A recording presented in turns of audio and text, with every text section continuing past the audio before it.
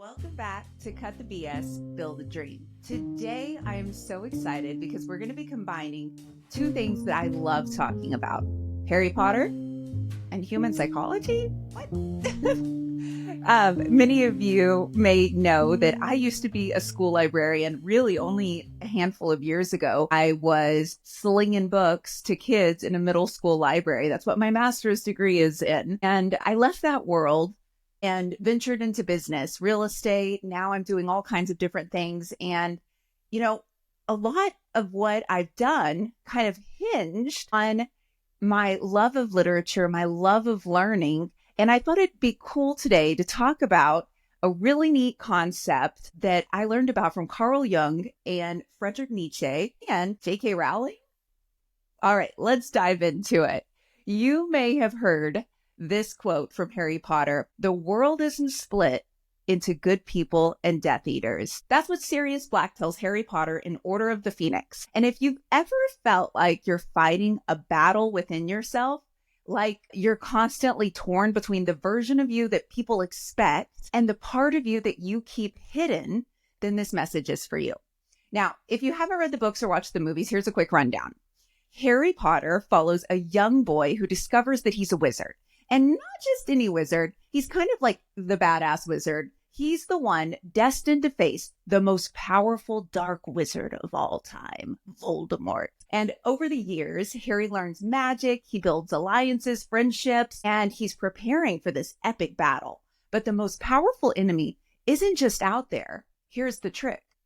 It's also inside of him, because Harry carries a piece of Voldemort's soul within him. He can feel his thoughts, his rage, his ambition, and that connection truly terrifies him. And this is where we bring in two of the greatest minds in psychology and philosophy, Carl Jung and Friedrich Nietzsche. So who was Carl Jung? I learned about Carl Jung many years ago when I was studying to be a school teacher.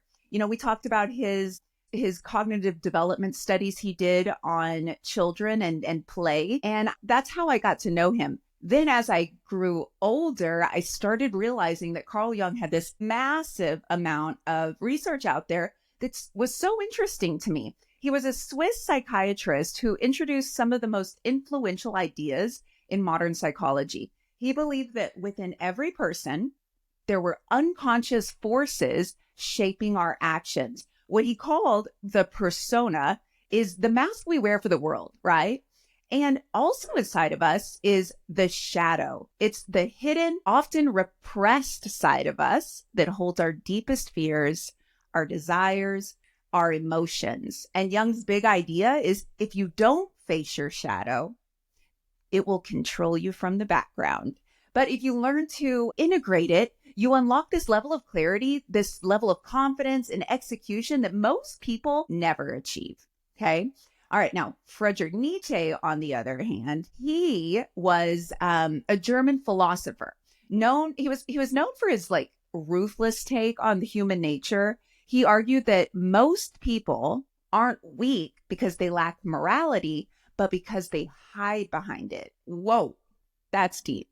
He said morality is often just like a cowardice designed and disguised as virtue. Let me say that again, that cowardice is designed and disguised as virtue, which basically means that people claim to be harmless. They claim to be good, not because they're truly noble, because they're afraid to embrace their own power. And this is exactly what holds so many people back from execution, because that's what this episode is about. It's about execution. They hesitate, they procrastinate, they play small. They tell themselves that they're just trying to be a good person, or, I don't want to be ruthless. Or my favorite is, I hate selling stuff. I don't want to be a nasty salesperson. But the truth is, many of those people, they're scared. They're scared of their own ambition. They're scared of stepping into their full power. They're scared of the responsibility that might come with it if they unleash everything they have. And no story captures that struggle better of the persona and the shadow than Harry Potter. So let's dive into this a little bit more. The persona trap. The persona trap really can be the killer of execution. In Harry Potter, he struggled when he tried to live only as the hero. He would suppress the parts of himself that scared him. He thought that if he just ignored the connection to Voldemort, it would go away. But instead, it got worse. In book 2, movie 2, The Chamber of Secrets, Harry starts hearing a voice whispering these deadly threats through the walls of Hogwarts. He discovers that he can speak Parseltongue, which is a language only associated with dark wizards like Voldemort, and it's the language of snakes.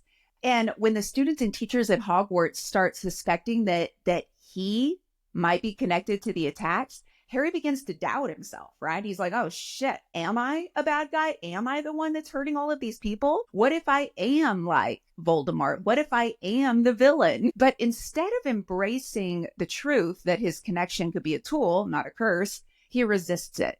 He desperately wants to separate himself from anything that doesn't fit his image of this noble Gryffindor hero. Even like when they were putting the sorting hat on his head, which is how they separate them into the houses. And he wanted to be in Gryffindor because that's where his parents were housed. But when the sorting hat went on his head, he was like, you might be good in Slytherin. And Slytherin was the house of Voldemort and many dark wizards. And so even then, he knew that there was some sort of connection that was there. And that's what happens when we get trapped in our persona. That version of ourselves that we want to present to the world. It's that mask we wear.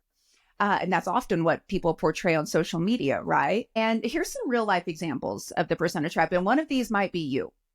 Maybe you're the perfectionist entrepreneur, the perfectionist realtor, the perfectionist business owner. And let's go back to the realtor because I'm most familiar with that as a broker of a growing brokerage. So you're a realtor that spends months refining the brand, making sure your website looks amazing, curating the most amazing social media presence, because you'll want to be seen as polished and professional, right? That's what you're telling everybody anyway. But behind the scenes, what that perfectionist realtor is doing is nothing because they haven't even made a single sale. And they've convinced themselves that they're working hard, but really what they're doing is avoiding what actually matters. Picking up the phone, making offers, taking action. Why? Because selling is messy, right? You're going to get rejected. You're going to look imperfect, but that doesn't fit the image that they want to maintain, so they avoid it. And that's some BS to cut, right? The addiction to looking successful instead of actually doing what makes you successful, the execution. Or I'm this one. I'm going to give you my example. The nice leader who avoids conflict because they want to be liked instead of respected. You know, this was me for quite a while as I was starting my company, even to the point of having to let one of my dear friends go, a friend that I had for almost 20. It just wasn't a fit. And I struggled with the decision. I didn't want to tell him. I didn't want to cause a scene. I didn't want him to be angry with me. There it is. Whoa, I didn't want him to be angry with me. And that nice leader that avoids conflict, really, it's an execution problem. It was the persona I was putting out. Or here's another example, the good person who suppresses their ambition, right? Some people downplay their ambition because they fear what will make them look greedy, selfish, ruthless, and maybe they were raised, who knows, with some limiting belief like wanting too much is wrong. Money is bad. And so even though they have the talent, the intelligence, the drive, they hold back. They let opportunities pass. They stay in jobs or businesses that don't push them because they're afraid of stepping into their full power because it feels wrong. Harry did this too. He wanted to be seen as this noble hero, not as someone with this dark power inside of him. He didn't want to believe that Voldemort's abilities were part of him. So he spent years resisting them until he learned how to use them instead. So what's the BS we've got to cut in this one? The lie that ambition is bad. Owning your power doesn't make you evil. It makes you unstoppable. Okay, now let's talk about the shadow, because this is the part of you that can really drive success. Carl Jung said this, until you make the unconscious conscious, it will direct your life and it will call it fate. You know, whether you believe in God, Buddha, the universe, some sort of divine plan, if you are letting the unconscious thoughts you have become your conscious reality, it's going to take over your life. And you're going to say, oh, well, that was God's plan, or that was the universe's design. No, your shadow is your hidden ambition. It's your drive, your emotions, all of those things that you're suppressing.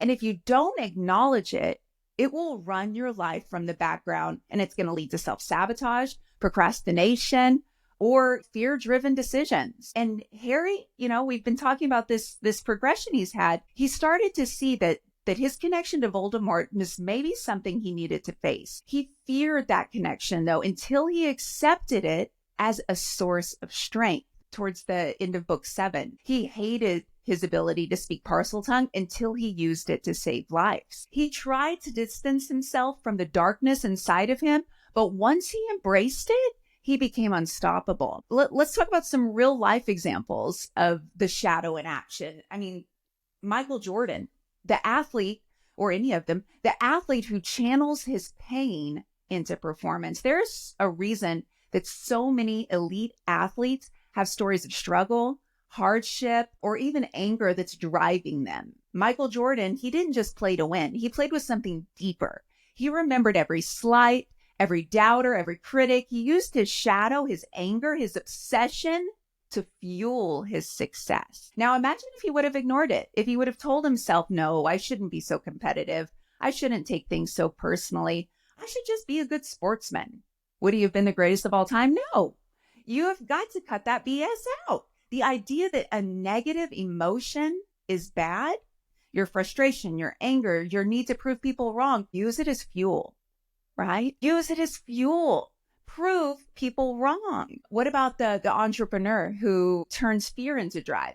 Most entrepreneurs are terrified when they first start. They fear failure. They fear looking stupid. They fear losing money. I mean, I get it. The ones who fail, though, they let that fear paralyze them. The ones who succeed, on the other hand, they let that fear propel them. They don't wait until they're comfortable. They execute it when it's terrifying. They don't try to eliminate fear. They use it as motivation. Another great example is Oprah Winfrey. She was born into extreme poverty. She was told that she would never make it in media. She was rejected over and over and over again, and that rejection could have crushed her. Instead, she used it. She let it fuel her relentless pursuit of success. And so the BS to cut on this one, the idea that fear means stop. No, fear means go. It's your body telling you that you're on the edge of something big, something scary, something audacious, or, this is one I can relate to, the leader who uses their shadow for strength. A lot of people think that to be a great leader, you have to be calm, always in control, and never let emotions show. I handed it to some of my team a couple of weeks ago. They get these leads from us, and I saw that they weren't working them. They weren't trying. And I was so mad because I have people counting on these leads. And I got very emotional, and I showed them how frustrated I was. But the best leaders, we feel deeply. They get frustrated when things don't move fast enough. They get fired up when they see injustice, and they care so much that it hurts. So instead of suppressing those feelings, channel them into action. Think about Steve Jobs. He wasn't nice in the traditional sense. He was actually really intense, very demanding, relentless, and some people couldn't handle it. But that shadow side of him, the side that refused to accept mediocrity, that's what pushed people beyond their limits. And it's what made Apple one of the most innovative companies in history, right? And so we've got to get rid of this idea that leadership is about being neutral. Your passion, your intensity, even your frustration, those can be gifts. So you need to use them. And if you've been struggling to execute, if you've been holding back, if you've been hesitating, it's probably because you're still running from your shadow. But what if you did what Harry did? What if you stopped fearing that dark part of you and you started using it, right? What if instead of running from your ambition, you owned it? What if instead of suppressing your anger, you channeled it? What if instead of letting fear control you, you turned it into fuel? Because that's, guys, that is where the real power is. And I know this because I lived it. So let me tell you, not get emotional. Let me tell you how I stopped running from my own shadow. For years, I played into my persona. It's the version that I thought I needed to be, the version of myself that looked good on paper. I followed the rules. I played it safe. I was the school librarian, mother, wonderful wife. I was steady, reliable, and I was doing what was expected of me. But I had this shadow inside of me. Part of me, a part of me that wanted more. A part of me that was restless, right? I knew I was capable of something bigger, something better. A part of me that saw people around me building success and making money. And I thought, why not me? And for a long time, I just ignored it. I told myself I was being responsible, that I needed to wait for the right time, that taking a leap like that was way too risky. And then life happened. I got a divorce. And the week I got a divorce is the week I decided to get my real estate license, because I knew $60,000 a year was not going to cut it with 2 kids. So I started selling houses, and it changed everything, right? It changed everything. And when I was ready to leave the library and just be in real estate and business full time, God, that was scary. I was so scared. But I wasn't just scared for me. I was scared for my kids, because it's one thing to take risks when you're on your own. And it's a whole different fucking story when you've got 2 little humans, right, depending on you. There were nights I remember laying awake thinking, what if this doesn't work? What if I can't provide for them? What if I fell and they pay the price? That fear, it was paralyzing. But I had 2 choices. I could stay in this safe zone as a school librarian, and really in my head, that was living small. That was letting fear dictate my future. Or I could take control, right? I could bet on myself, and I could show my kids what it means to build a life on your own terms. And one day I made my decision. I was like, fuck this. I was done waiting. I was done playing small. And I was done pretending that I didn't want more. I walked away from that safe path. I bet on myself.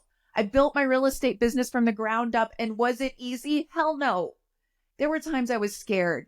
The moments I wanted to turn back. There were nights that I questioned everything, but I kept going because my shadow wasn't something to fear. It was something to use. Every major move I've made in my life, leaving my job, building my business, stepping up as a leader, growing this company, and becoming the person that I am today and who I'm trying to be tomorrow, and that future version of me, every single step starts with fear, for me anyway. And I realized that fear wasn't telling me to stop. It was telling me that I was stepping into something bigger. So how do you use fear instead of letting it stop you? First, you need to recognize it. Recognize it for what it is. Fear just means pay attention, not turn back. And then you got to reframe that story. I'm scared right now because this matters. And then number 3, you got to take the step anyway. Default to action. Fear shrinks when you face it. So final thought, stop running and start using. So I have a question for you. What is your shadow? Where are you playing small? Where are you letting fear control your choices? What are you pretending isn't important because you're scared of what will happen if you go all in? Because let me tell you something, guys, you're never going to feel ready. But if you move anyway, that's where the real magic happens. So until next time, cut the BS, build the damn dream, and maybe read Harry Potter. I don't know.